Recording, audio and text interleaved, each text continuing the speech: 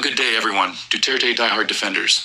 Alam niyo ba mga ka-defenders na pwede or okay lang pala sabihan ng bobo? Tanga-tanga si Congressman Ace Barbers?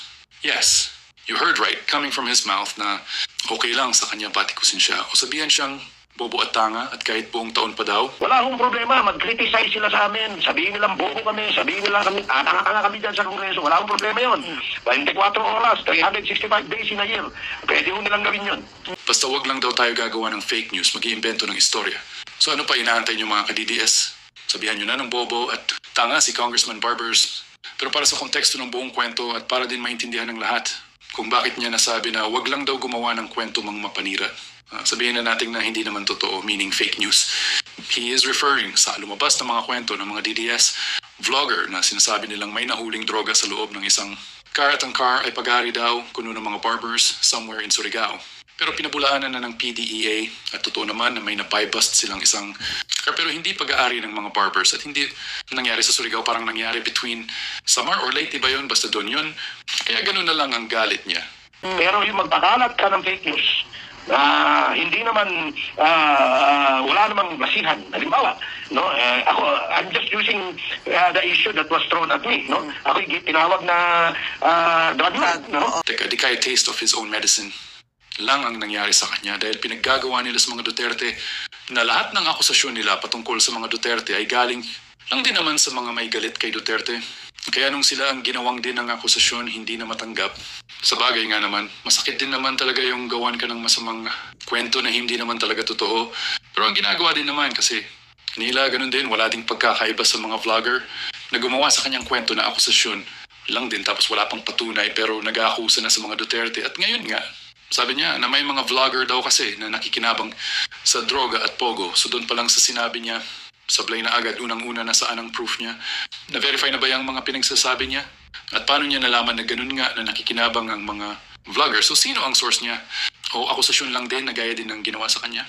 Pero sa social media ay wala na po yata yan. Yeah. No, basta na lamang kapag ikaw ay binayaran ng pogo o binayaran ng mga sindikato ng droga, gagawa ka na ng mga kwento, ng mga fake news para manira ka ng mga kumukontra sa mga sindikatong ito. No? So yun tayo, kapag sila gumawa ng akusasyon, okay lang.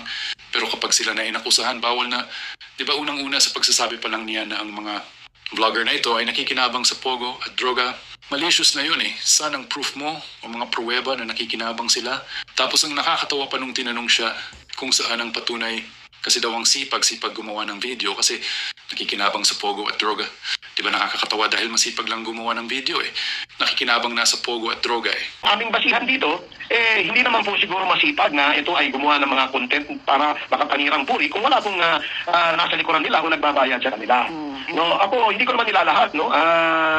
Ali, marami po tayo magagaling, matatalino at mga responsableng mga vloggers. Sana sa mga vlogger na atin sa hearing na gagawin nila eh, dapat ibalik din sa kanila ang tanong o akusasyon na kayo ang sipag nyo din. Mag-hearing kahit ang taong bayan sa sawa na sa kaka-hearing nyo. Bakit nakikinabang din ba kayo o bayad din ba kayo galing sa kaba ng bayan? Alam nyo mga ka-defenders, yung mga hearing na yan, panigurado ang direktang tumbok niyan mga Duterte na naman. Not sure yan. Kasi nga, huli mo na wala pa nga yung patunay, sinasabi na nila na galing sa pogo at droga ang binabayad sa kanila. Kaya masipag gumawa ng video, as in nakakatawa kapag sila gumawa ng akusasyon.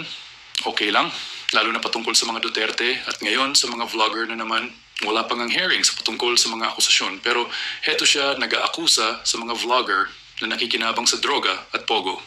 Ano na ang nangyayari sa bansa natin, pati pa ba freedom of expression natin pinipigilan na tapos sila kapag nag-aakusa okay lang.